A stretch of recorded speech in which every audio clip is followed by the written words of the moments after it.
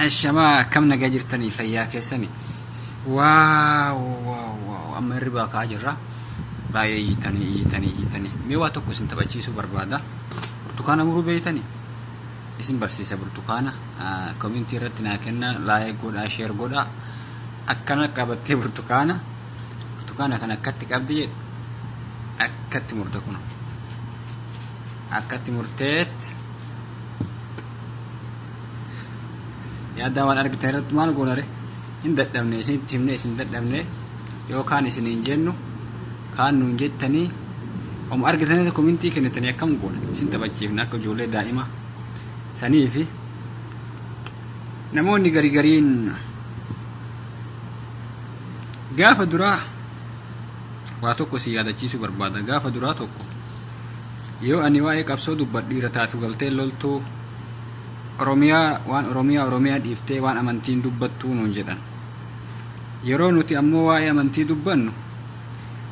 waa'ee amantii keessan seeninii nuun jedhan amantii keenya keessan seenin jedhan amantii keessan dhiifni amantii biraa faarsina jennullee amantii sanillee hin faarsinii namichatu waan jedhe galaan bachoo bade barii hajjo'oo jedhe galaan bachoo jechuun maal jechuun gaafa duraan abal qaasimiin deemu galaa waan jedhaniin gartanii siinqii wanni kennaniif shakaka yookaan bachoodha. Gaafa achi galullee bachuma nyaata galaan bachoo bade barii hajjoo jedhe. Gaafa duraa yoo waan bilisummaa fi qabsoo haasofnu galtee biyyaa hin loltu dhiira taatu waan bilisummaa maal gootaa miti Oromiyaa jedhanii qabriis wajjin hin buutu nuun jettan hayyee jennee waan amantii dubbannu waan amantiin dubbatinii waan bilisummaa dubbadhu tole waan bilisummaa dubbannu amantii keenya keessan seenini hayyee amantii isinii dhiifne ka warra kabiraa eega keessan leellifne nu aarsitanii kabiraa leellifne lakkaa diddan والقوانان dadhabne garuu kaayoo dubbatti nan deebisu baay'ee ammoo isin barsiisee jira Ahmad waan tokkollee haa taatu akkaataa itti haasoftan barattanii jirtan karaa isin argisiisee jira dhugaa isiniin jedhame takkuma dimokiraasiin argine isin dhuggattanii warra haasoftan kana dimokiraasiin agarree dhaamsi kiyya as keessatti waan dhaamachuu barbaadu viidiyoo kana keessatti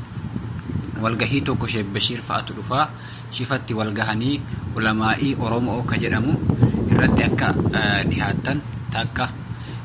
ammallee ijoollee Oromoo harasal waxanii keessatti biyya kanatti dhugaa rabbiitti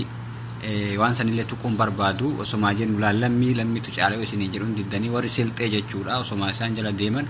nama 20 nama 5 tumanii du'aa fi jiruu jidduu jiran jechuu jarri sunillee kanallee quba qabaadhaa dhaamsanatti dhaamanii walgahii Sheekh Bashiir faa ulamaa'in Oromoo walgeettu irratti akka dhihaatan isiniin jedha. Kanaafuu ammallee sheer godhaa itti fufaa isiniin jedha yaada amalaafuun teettanii hanyaan burtukaanallee galatooma haganuma isinii waraabarra.